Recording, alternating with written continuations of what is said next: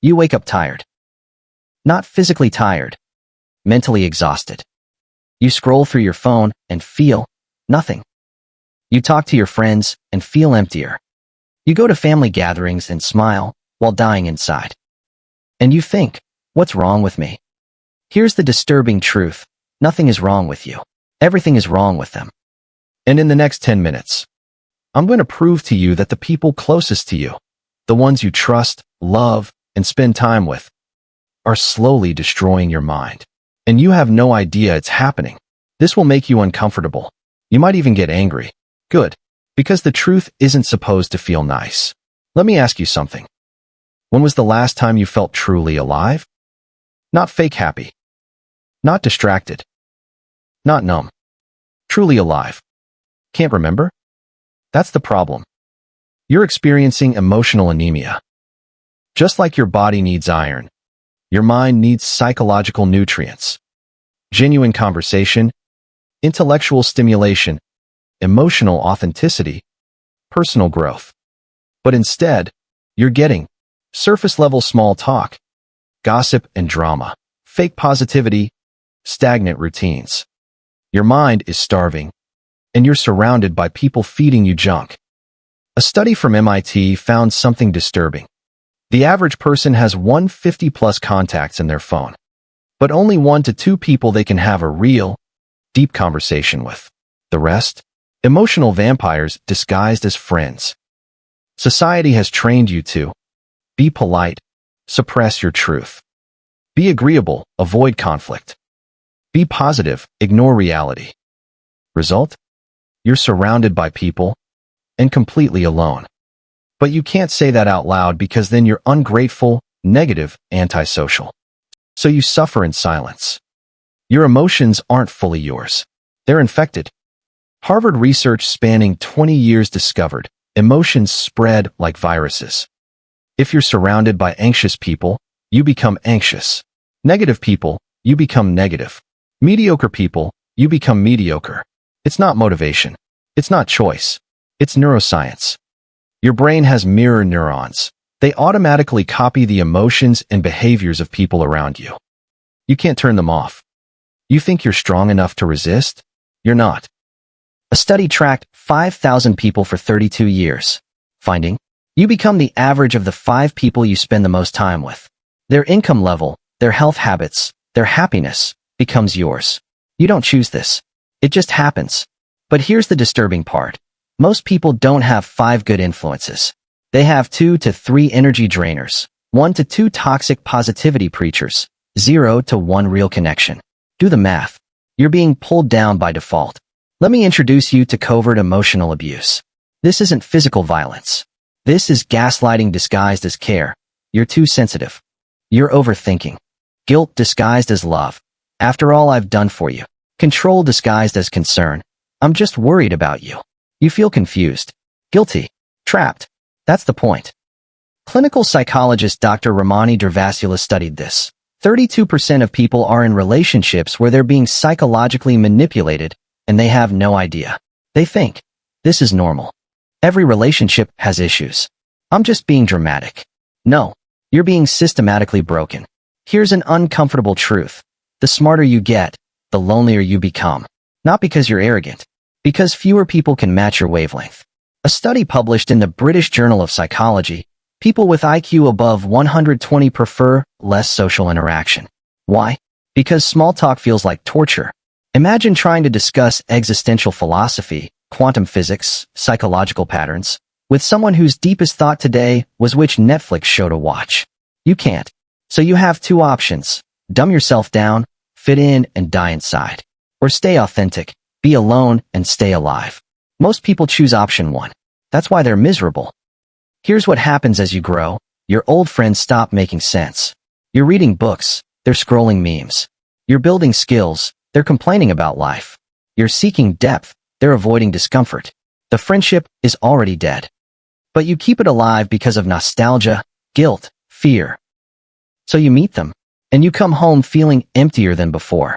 That's not friendship. That's a slow suicide of your potential. Now comes the uncomfortable part.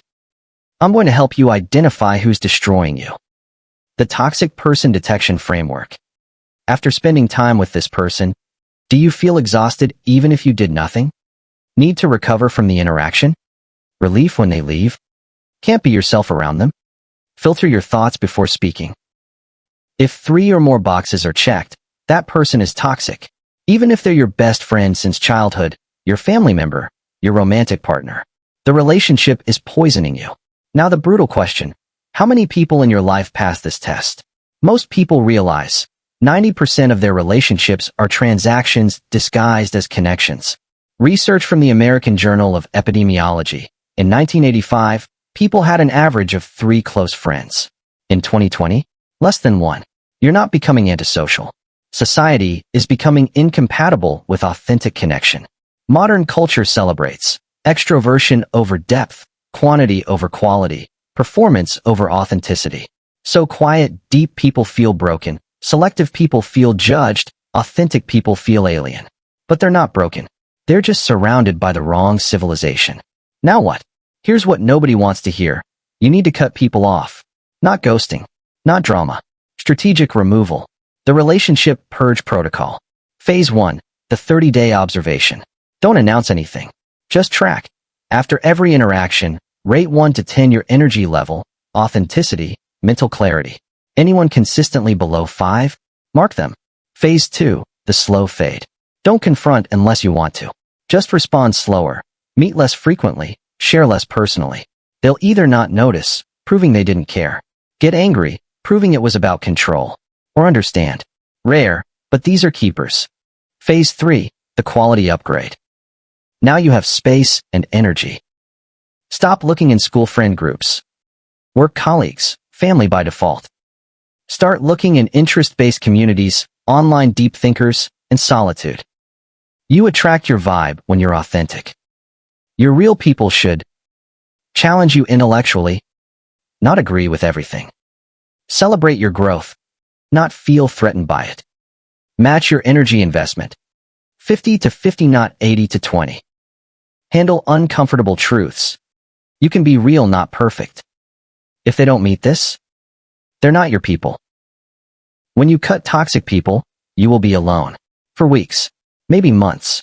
This is terrifying. Your brain will scream. Maybe I'm too picky. Maybe I'm the problem. Maybe I should just go back. Don't. This loneliness is detox. You're withdrawing from toxic connection like an addict withdrawing from drugs. It hurts, but it's healing.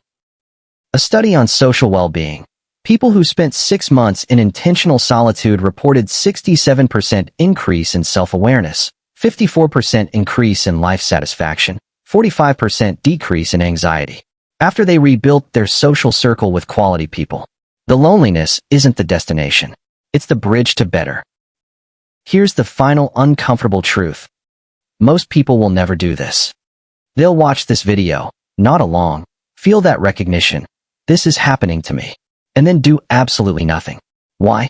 Because cutting people off is painful. Staying miserable is familiar. And humans choose familiar pain over unfamiliar growth. So they'll keep the toxic friend, stay in the draining relationship, attend the soul-sucking gatherings. And they'll die having never lived authentically. But you? You have a choice right now. Option 1. Close this video and forget everything. Stay comfortable. Stay dying inside. Option 2. Do the 30-day audit. Track your relationships. Feel the discomfort. Make the cut. Most won't choose option 2. Because it requires admitting, the people you love might be destroying you. The life you've built might be a cage. The version of you that everyone knows might be fake. That's terrifying. But here's what's more terrifying. Living your entire life as someone else's emotional support animal. Would you rather be surrounded by 50 people and feel dead inside? Or be alone with 1 to 2 real connections and feel fully alive? Your answer will determine your entire life. If this disturbed you, good. Comment. The purge begins. And if you know someone stuck in toxic relationships, don't send this. They're not ready. Only people who already feel the discomfort can handle this truth. See you on the other side. Think, simplify.